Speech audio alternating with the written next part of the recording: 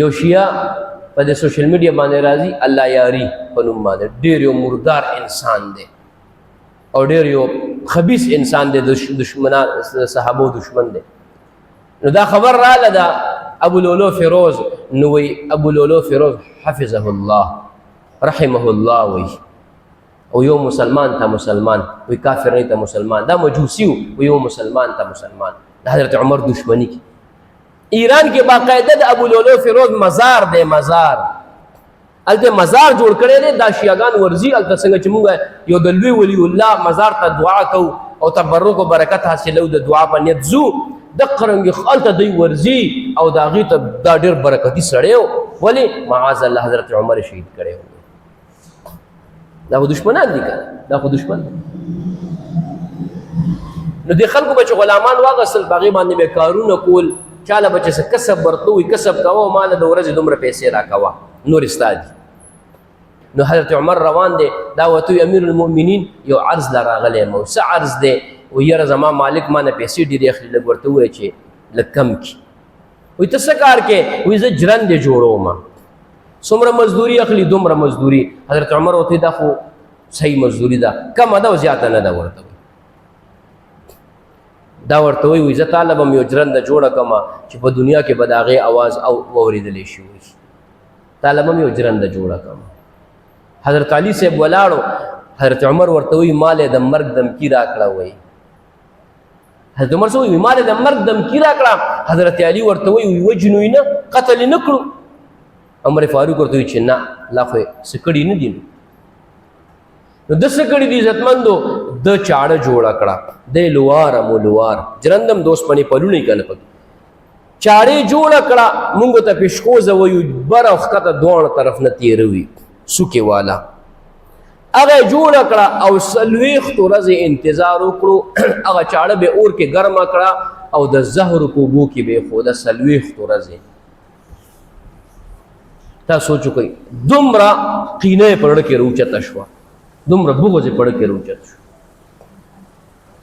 او د سهار د جمع ټایم دی، توره دا چاړه ورسره ده، چاړه ورسره ده، په بډې والې ده، سهار مونځ وخت دی، صحابه راغلي دي، حضرت عمر جمع ته ولاړ دی، دیم راغی. تیاره ده که نه ښکاري خو نه چې څوک دی. دیم راغی او په اول صف کې ودرېدو. چې څنګه تلاوت شروع شو، حضرت عمر رضی الله تعالی غالبا سوره یوسف تلاوت کولو یا سوره طه تلاوت کولو. تلاوت شروع دی او دی رامخکې حضرت عمر رضی الله تعالی عنہ په خېټه کې ووالو او داسې ووالو چې بل طرف ته چاړه بار طرف ته ووته او رایښ کړه. نو حضرت عمر رضی الله تعالی عنہ په دې پریوتو کې شاته پسې یو صحابي ولاړ دی، عبدالرحمن ابن عوف رضی الله تعالی عنہ. هغې د لاس نه ونیو، مصلې ته دننه کړو او په خپله مصلې سره ښکته ځمکه باندې پرېوت. دا به کم کیفیتي چې مسلمانان جمع ته ولاړ دي او دومره لوی صحابي، دومره لوی د مسلمانانو امیر هغه لګیا دی په محراب کې تړتکې وخي. خو څه وکړل؟ مونځ یې خراب نه کړلو. مونځ یې څه کړو؟ مونځ یې خراب نه کړو. یعنې که دغه وخت کې د ټولو خلکو مونځ مات کړی و، دی په ګناهګار نه و. ولې د مسلمانانو امیر او بادشاه وال شوی دی او څه عام سړی خو نه دی. عام سړي دپاره سړی مونځ ماتوي او دا د مسلمانانو بادشاه دی، لیکن مونځ دومره اهمیت لري چې حضرت عمر عبدالرحمن ابن عوف مخکې کو بیا ښکته پرېوتو چې دا مونځ خراب نشي. او دې سړي منډه کړه، نو دا مخکینی خلک پې پویو، نو دی پې حمله وکړه. نو 14 صحابه شهیدان کړل، 14 کسان په دې چاړه باندې ووال. نو بیا گرفتار شو، یو صحابي پې کوټ او چادر وروویشتو، ګیر یې کړو، بیا گرفتار شو، وروسته بیا قتل کړی شو. نو عزتمندو په دغه ځای کې او د حضرت عمر بیبي نه د بیبي هغه دا خبره کوي، وایي حضرت عمر به دعا کوله. مدینه منوره ډېره خوښه وه، ډېره خوښه وه، مدینې سره ډېر مینه وه. دا به دعا به یې کوله، اللهم ارزق شهادة فی سبیلک و موتا فی بلد نبیک. یا الله ما ته په خپل لاره کې شهادت راکې او ما ته مرګ د پیغمبر په ښار کې راکې. وایي داسې دعا به یې کوله.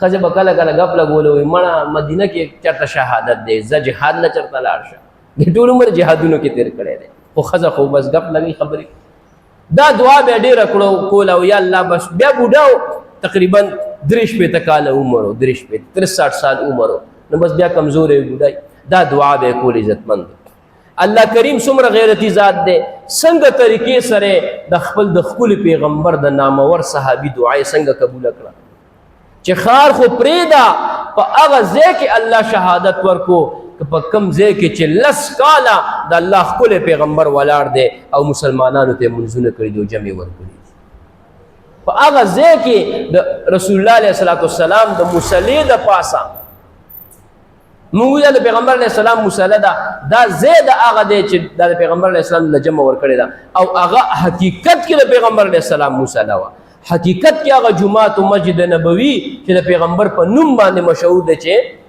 څوک مسجد بلال دی څوک مسجد عثمان دی څوک مسجد نور مصطفی دی هغه مسجد نبوي دی هغه د پیغمبر په نوم باندې جمعات جوړ دی هغه پیغمبر په محراب کې مصلی د پاسه الله حضرت عمر ته شهادت ورکړه علما فرمایي وایي قیامت په ورځ به دا شهیدان حاضر کړی شي شهیدان به حاضر کړی شي نو هر نیک عمل او بد عمل لپاره گواهان دي اليوم نختم على افواههم وتكلمنا ايديهم وتشهد ارجلهم بما كانوا يكسبون الله فرمای په دې خلوب ورته مهر ولګوما او د دې لاسونو او خپې به د دې د اعمالو گواهی ورکوي یعنی د ځمکه به گواهی ورکوي دا دیوال به گواهی ورکوي دا د جمعه دا دیوالونو او دا ستنې او دا پکې دا به قیامت پر ورځ گواهی ورکوي چې دا خلک منزله راغلي دا به گواهی ورکوي دا ټول زیونه به گواهی ورکوي نو عزتمندو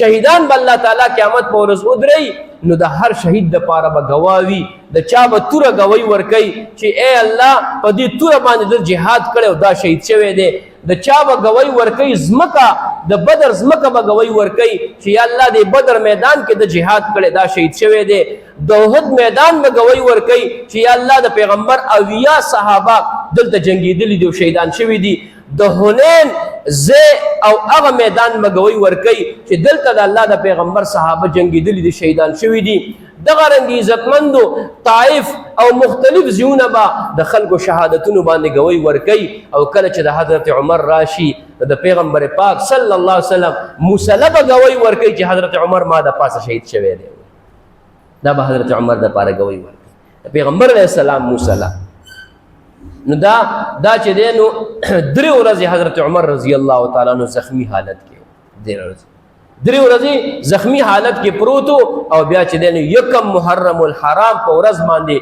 حضرت عمر رضی الله تعالی عنہ د دنیا نه تشریف یوړل 10 کاله خلافت وکړو 10 کاله او څنګه خلافت تاسو ته پته ده ان شاء الله را روانه جمعه باندې به د حضرت عمر صاحب مناقب د هغې د خلافت واقعات او د هغې د خخېدو واقعه ان شاء الله را روانه جمعه باندې بیانو ملګري کوشش وکړئ چې وختي راځي الله تعالی دې عمل کولو توفیق راکړي سنت کوو